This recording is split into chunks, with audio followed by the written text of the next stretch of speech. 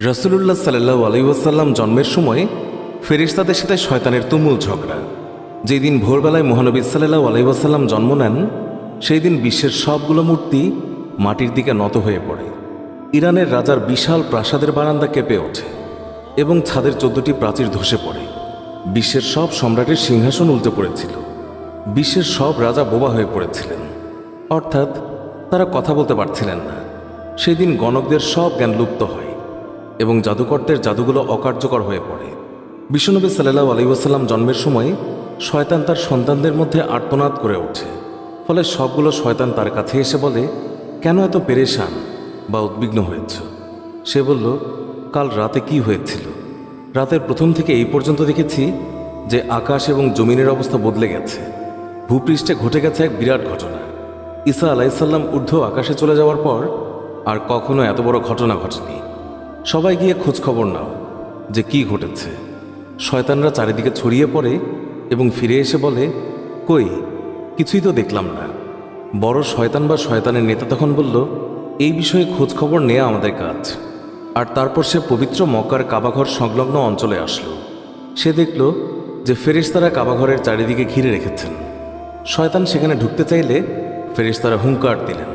ফলে সে ফিরে আসে এবং চড়ুই পাখির মতো ছোট হয়ে হেরা পর্বতের দিক থেকে সেখানে প্রবেশ করে।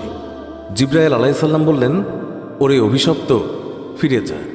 সে বলল, হে জিবরাইল, আমার একটা প্রশ্ন আছে, বলতো আজ রাতে কি ঘটেছে?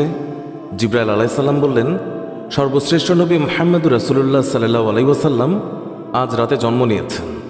শয়তান প্রশ্ন করল, তার মধ্যে কি আমার কোনো কর্তৃত্বের অংশ আছে?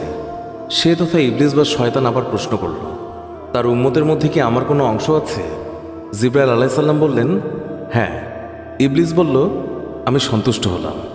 হযরত হালিমা বর্ণনা করেন, শিশু মুহাম্মদ রাসূলুল্লাহ সাল্লাল্লাহু আলাইহি ওয়াসাল্লামকে আমার গৃহে আনার সাথে সাথেই রহমত বরকত প্রকাশ হতে লাগল। এত পরিমাণ দুধ নির্গত হলো যে রাসূলুল্লাহ সাল্লাল্লাহু আলাইহি ওয়াসাল্লাম এবং তার দুধ ভাই একান্ত তৃপ্তির সাথেই দুধ পান করে ঘুমিয়ে পড়তেন। আর উটনির দিকে চেয়ে দেখতে পাই সেগুলোর স্তন দুধে পরিপূর্ণ হয়ে গেছে। বিবি হালিমা বলেন, আমার স্বামী উটনির দুধ দহন করলেন এবং আমরা তৃপ্তির সাথে তা পান করে সারা রাত আরামে কাটালাম। দীর্ঘদিন পর এটাই প্রথম রাত্রি যাতে আমরা শান্তিতে ঘুমিয়ে পড়লাম। আমার স্বামী বললেন, হালিমা, তুমি খুবই ভাগ্যবান এক শিশু নিয়ে এসেছ। আমি বললাম, আমারও এটাই ধারণা, এই শিশু অত্যন্ত সৌভাগ্যবান। বিবি হালিমা আরও বললেন, মক্কা থেকে ফেরার পথে শিশু মুহাম্মদকে কোলে নিয়ে যে দুর্বল বাহনটিতে চলতে লাগলাম, মুহাম্মদ রাসূলুল্লাহ সাল্লাল্লাহু আলাইহি ওয়াসাল্লামের বরকতে বাহনটি এত দ্রুত চলল যে সবার বাহনকেই হার মানাল। আমার সাথী মহিলারা আশ্চর্য হয়ে বলতে লাগলো, এটা কি সেই দুর্বল সওয়ারি যার উপর আরোহণ করে তোমরা প্রথম এসেছিলে? তারপর বাড়ি এসে দেখলাম সমস্ত বকরিগুলো দুধে পূর্ণ হয়ে গেছে, অথচ কিছুক্ষণ পূর্বে সেগুলো দুধ শূন্য ছিল।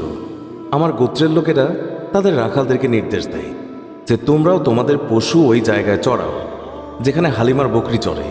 কিন্তু তা তো চারণ ক্ষেত্রের বিশেষত্ব ছিল না, বরং গায়েবী মদদ এবং বরকতের মধ্যে তা নিহিত ছিল। তা ওই সমস্ত লোক কোথায় পাবে? এইভাবে আমরা প্রায় তার বরকতের ঘটনাবলী প্রত্যক্ষ করতাম। হযরত হালিমা বর্ণনা করেছেন, তিনি কখনো শিশু মুহাম্মদকে উলঙ্গ অবস্থায় রাখতেন না। সেই রূপ করলেই তিনি চিৎকার করে কাঁদতেন। যতক্ষণ পর্যন্ত তার শরীরের উপর চাদর টেনে না দেয়া হতো ততক্ষণ তিনি ক্রন্দন থামাতেন না। হালিমা বলেন, যেদিন থেকে আমি জানতে পারলাম শিশু মুহাম্মদ সাল্লাল্লাহু আলাইহি ওয়াসাল্লাম উলঙ্গ থাকতে পছন্দ করেন না, সেই দিন থেকে আর কখনো তাকে উলঙ্গ রাখিনি। তার দেহ আবৃত করে রাখার জন্য সর্বদাই সজাগ থাকতাম। হযরত আব্বাস বিন আব্দুল মুত্তালিব রাদিয়াল্লাহু তাআলা আনহু বর্ণনা করেছেন, তিনি রাসূলুল্লাহ সাল্লাল্লাহু আলাইহি ওয়াসাল্লামকে বলেছেন, আপনার নবুয়তের একটি মাত্র নিদর্শন ছিল আমার ইসলাম গ্রহণের কারণ। তা হলো, তিনি দেখলেন রাসূলুল্লাহ সাল্লাল্লাহু আলাইহি ওয়াসাল্লাম শৈশব অবস্থায় আঙ্গুলি সংকেতে চাঁদকে ইশারা করেছেন। রাসূলুল্লাহ সাল্লাল্লাহু আলাইহি ওয়াসাল্লামকে যেই দিকেই তার আঙ্গুলি ফেরাচ্ছিলেন চাঁদও ঠিক সেই দিকেই আসা যাওয়া করছিল। রাসূল এবং নবী হওয়ার এই একটি উজ্জ্বল প্রমাণ। শিশু মুহাম্মদ হালিমার গৃহে থাকা অবস্থায় কখনো তার উভয় স্তন থেকে দুধ পান করেননি। সবসময় তিনি একটি স্তন থেকে দুধ পান করতেন, অপরটি তার দুধ ভাইয়ের জন্য রেখে দিতেন। ন্যায়বোধের এমন চরম দৃষ্টান্ত পৃথিবীতে খুবই বিরল। সত্যি এটা একজন মহামানবের পক্ষেই সম্ভব। শিশু রাসূলুল্লাহ সাল্লাল্লাহু আলাইহি ওয়াসাল্লামের দ্রুত বর্ধনশীল দৈহিক অবস্থাও একটি লক্ষণীয় বিষয়। 2 মাস বয়সের সময় তিনি অন্যান্য শিশুদের সাথে হামাগুড়ি দিয়ে ফিরতে লাগলেন। 3 মাসের সময় দেয়াল ধরে হাঁটতে লাগলেন। যখন তার বয়স মাত্র 5 মাস, তখন বিনা অবলম্বনে হাঁটতে শিখলেন। 7 মাস বয়সের সময় তিনি ফিরতে লাগলেন এবং মাত্র 8 মাস বয়সের সময় তিনি কথা বলতে সক্ষম হন। তার এই গুণগুলো নিশ্চয়ই তার মুজিজার মধ্যে অন্তর্ভুক্ত এবং তিনি উম্মতে মুহাম্মাদের শাফায়াতের কাণ্ডারী। সারওয়ারে কায়নাত, দোজাহানের সম্রাট রাসূলুল্লাহ সাল্লাল্লাহু আলাইহি ওয়াসাল্লাম অতি শৈশবকাল থেকেই একান্তভাবে পাক সাফ থাকতেন।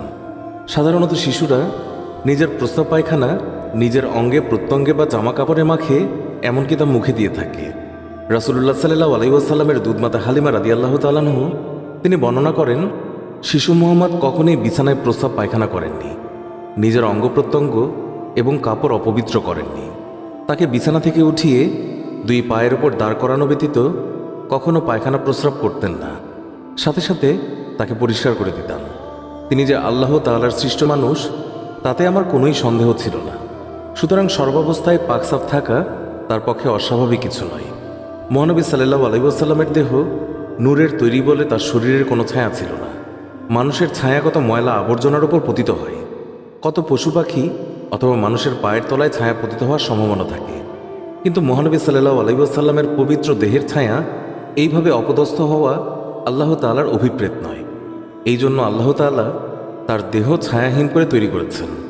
এই কারণে তার দেহের ওপর কখনোই মাছি বসেনি, কেননা মাছি অপবিত্র বস্তু থেকে জন্মলাভ করে, তাই মাছির দেহ অপবিত্র।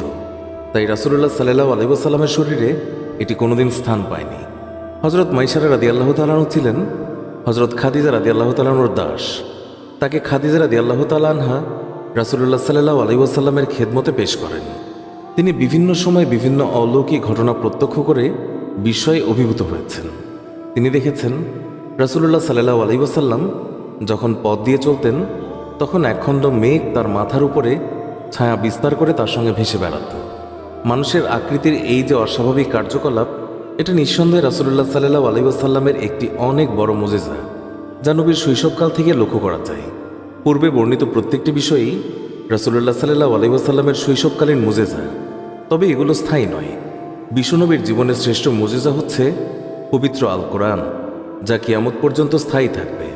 তাছাড়া আমরা তার জীবনে আলোচনা করলে দেখতে পাই, মহানবী সাল্লাল্লাহু আলাইহি ওয়াসাল্লামের পুরো সংগ্রামী জীবনটাই এক অলৌকিকতায় পরিপূর্ণ, যা তার নবুয়তের জন্য যথেষ্ট প্রমাণ বহন করে। সুপ্রিয় দর্শক, এই ছিল আমাদের আজকের ভিডিওটি ভালো লেগে থাকলে অবশ্যই একটি লাইক দিন, আর আজই প্রথম চ্যানেলটি ভিজিট করে থাকলে আমাদের অন্য ভিডিওগুলোও দেখুন। ভালো লাগলে আমাদের চ্যানেলটি সাবস্ক্রাইব করে পাশে থাকা বেল আইকনটি প্রেস করুন। দেখা হবে নতুন ভিডিওতে। ধন্যবাদ সবাইকে।